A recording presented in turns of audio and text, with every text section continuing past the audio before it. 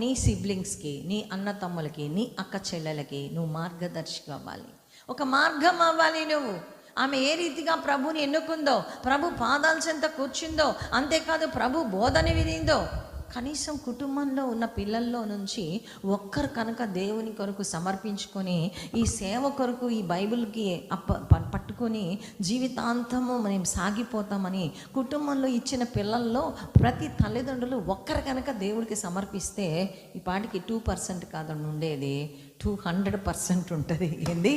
Christianity సువార్త ప్రకటించడానికి, సువార్త వెల్లడపరచడానికి, ఆయన కొరకు జీవించడానికి, ఆయన గురించి బోధించడానికి, ఆయన మాటలు అందించటానికి.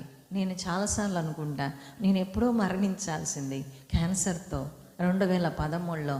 నేను మొన్న ఫైర్ యాక్సిడెంట్ చెప్పాను, కరెంట్ షాక్. ఎప్పుడూ చనిపోవాల్సిందే. ఎందుకో ప్రభు నన్ను బ్రతికిస్తున్నాడు, క్యాన్సర్ లేదని చెప్పాడు. నాకు అర్థం కాదు.